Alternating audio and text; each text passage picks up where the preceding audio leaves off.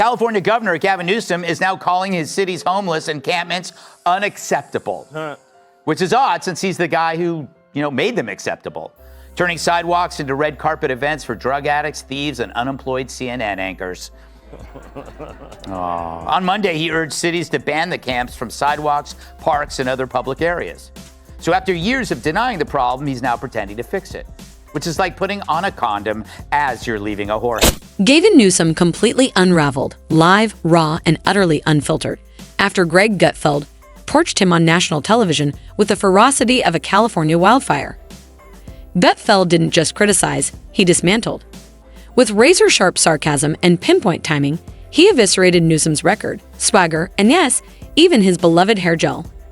It wasn't a debate, it was a spectacle. Newsom's polished veneer shattered under the heat, revealing a level of panic few had ever seen from the typically composed governor. The studio air grew thick with tension as his confidence crumbled in real time. This wasn't a political jab. It was a full-throttle, no-mercy takedown that left viewers stunned and hungry for more. Take a closer look at this with a spot shadow, or no spot shadow. What exactly is he trying to say here, huh? Is it a mysterious form of sign language for morons? Is he conveying some secret code to terrorists? Is he signaling the Los Angeles Angels to steal third base? Before we jump into the chaos, go ahead and smash that like button and subscribe, because what's coming isn't just commentary, it's a masterclass in controlled demolition. Greg Gutfeld sauntered into the studio wearing that infamous smirk, the one that screams, someone's about to get verbally folded like a lawn chair. His target? Gavin Newsom, California's polished poster boy of progressive ideals. A man so impeccably groomed, his hair could probably deflect criticism like a force field if only it worked on facts. Newsom, the self-styled savior of Silicon Valley values, walked into Gutfeld's arena, where ego meets execution. But Gutfeld wasn't swinging wild. He brought precision. His words weren't fireballs. They were daggers, forged in satire and thrown with sniper accuracy. With each jab, he peeled back the slick branding to expose the contradictions beneath, and the result was less debate, more political autopsy, served cold with a wink and a smirk. Welcome to a new segment called Gavin's Hands. He keeps his hands in motion and his hair full of lotion. True, Gavin's views may be idiotic, but his hands moves, well, they're hypnotic. California Governor Newsom's new podcast is out. It's available wherever fine hair care products are sold. He eased in with a grin, starting off almost playfully, taking jabs at Gavin's camera-ready aura. Gutfeld quipped that Newsom doesn't enter rooms. He arrives like the final scene of a high-end cologne commercial shot in slow motion, window sheen and all. Somehow, the lighting always flatters him, sunny even in a downpour. His teeth? Gutfeld joked they shine brighter than California's power grid on the rare occasion it actually works. And if politicians were consumer products, Newsom would be high-end skincare, sleek packaging, outrageously expensive, sold with promises that don't hold up, and leaving behind a quiet irritation no one really wants to talk about. Riots aren't a protest against authoritarianism, they're a protest against order. Once you conflate order with authoritarianism, you get chaos and destruction. So if restoring order is evil, then the Dems are now the party of disorder. Turns out the only system they had was wokeism, and it rotted any basic principles the party had to begin with. Which is why, like Gavin himself, they're left looking at 2028's hopes going up in flames. But Gutfeld wasn't just there to poke fun at hair gel and dazzling smiles. He turned his sights to the bigger picture, California itself. The Golden State utopia Gavin promised.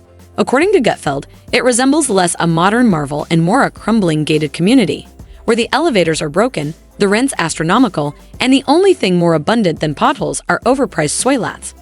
He painted Newsom's version of progress as a surreal parody. A chic wine bar mid-robbery, the thief wearing flip-flops, while the staff calmly offers him organic kale and asks if he'd like a quiet room to process his emotions.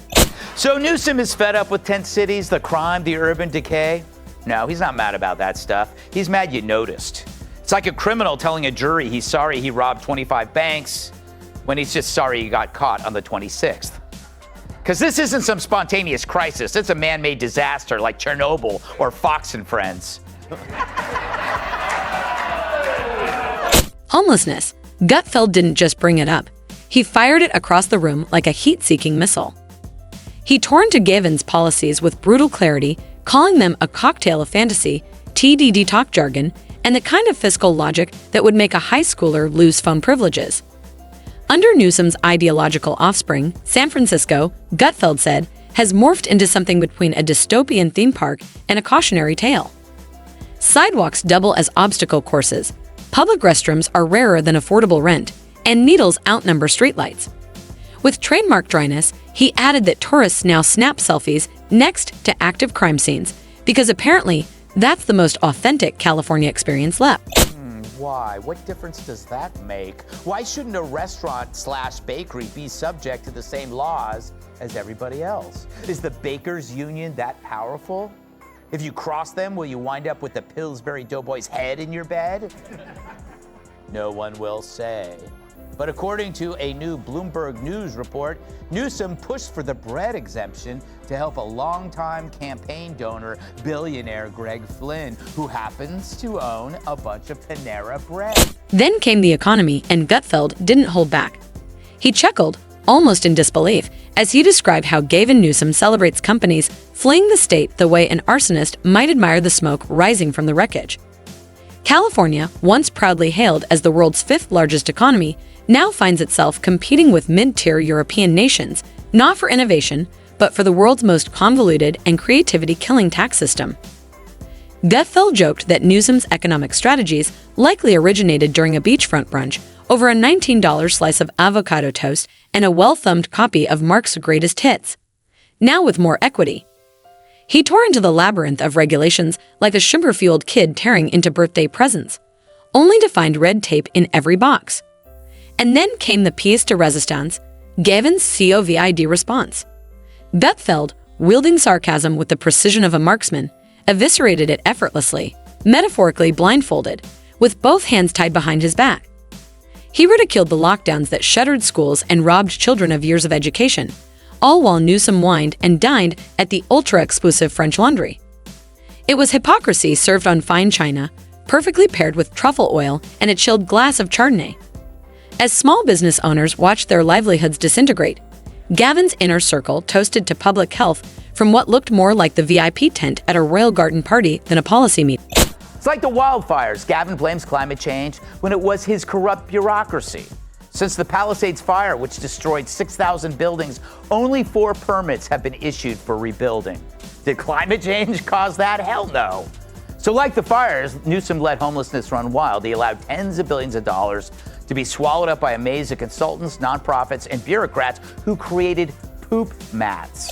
Gutfeld compared California's pandemic policies to a melting popsicle, sticky, unpredictable, and falling apart faster than anyone could track. One day you were allowed to jog solo on a beach. The next, sitting quietly on a park bench could get you treated like a public threat. He joked that Gavin must have kept a color-coded wheel of misfortune in his office. Spin it once and playgrounds reopen. Spin it again and your dog might need a mask and proof of vaccination.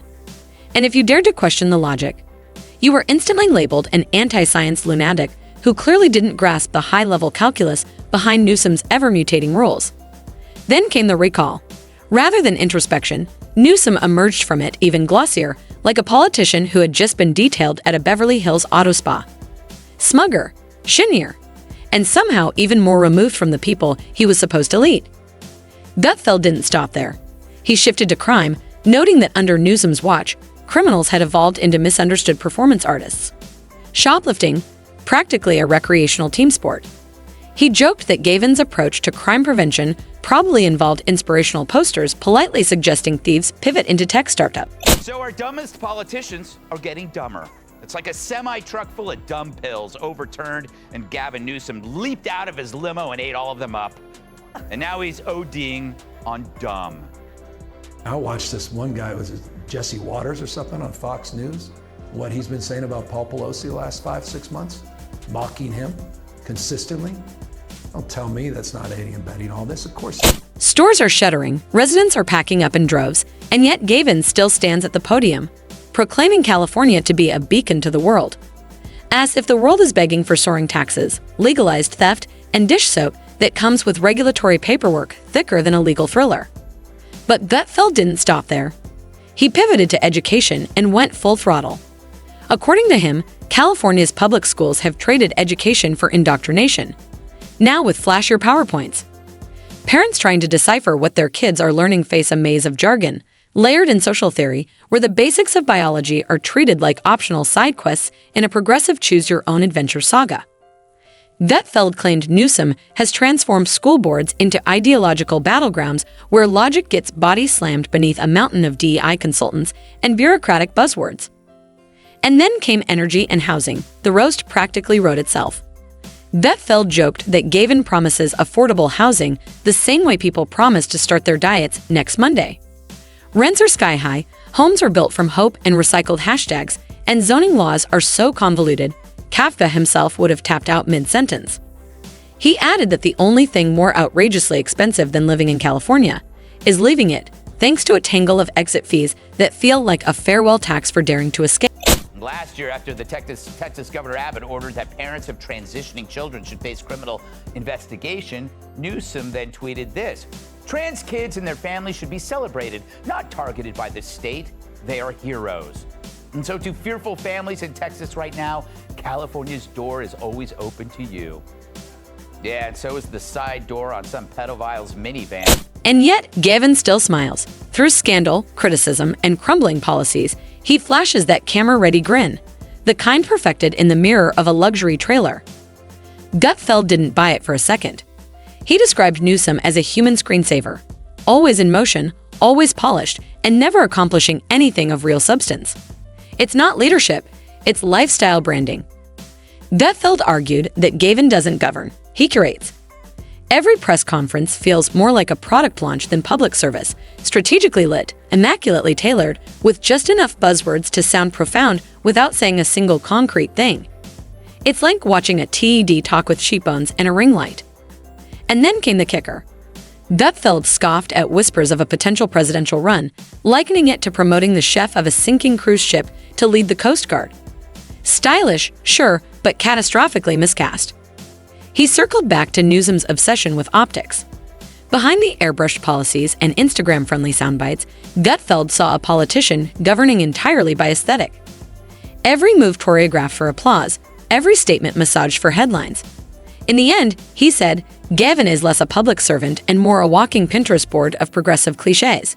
Visually soothing, vaguely inspirational, and utterly disconnected from reality. Look online. Look at the sewage that is online. Sure, Gavin, sure. He lived in a bus, but he definitely had cable. Gav talks like this maniac set his imaginary DVR on his imaginary TV on Fox News every night while wearing Brian Kilmeade pajamas, drinking his own urine out of a Fox Nation mug, and in his beautiful, dilapidated bus of a home.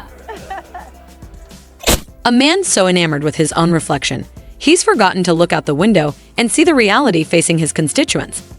That was Gutfeld's central point, and he didn't need to shout to make it land. No rants, no rage. Just razor-sharp wit and a delivery so precise it felt like a scalpel carving through spin. The audience didn't just laugh, they flinched, nodded, and applauded. Because beneath the punchlines was a truth that cut deeper than any insult. Gavin Newsom might be the governor California deserves after years of misguided decisions. But he's certainly not the one it needs if the state ever hopes to crawl out of being the nation's favorite cautionary tale. And just when it seemed Gutfeld had hit every target in Newsom's portfolio, he locked onto perhaps the most absurd chapter yet, Gavin's smug habit of lecturing red states on how to govern. The irony? Almost poetic. Here's the captain of the rapidly sinking SS California, standing at the helm of rolling blackouts, shuttered stores, and spiraling costs, throwing stones from his glass mansion atop Mount Delusion. Gutfeld obscured it perfectly. A guy who can't keep Walgreens open or the lights on during a heat wave, now offering governance tips to Texas and Florida. He likened it to the loser of a foot race giving sprinting advice while being wheeled away on a stretcher. Hopes the conservative Supreme Court will overturn the current law that bans his state from removing out-of-control homeless encampments. Imagine that. Well, what did you expect, Gavin? That the sanctuary seekers were going to show up in Winnebagos? Once again, another example of a high-profile lib using his big mouth to write a check his ass can't cash. Gutfeld couldn't resist mocking Newsom's fixation on Florida's governor, calling it the political equivalent of an unrequited bromance gone bitter.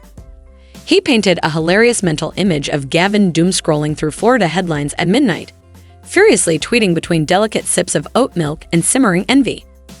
While Florida poured money into infrastructure and expanded its economy, Gutfeld joked, Newsom was hard at work banning plastic straws and renaming manholes in the name of inclusivity.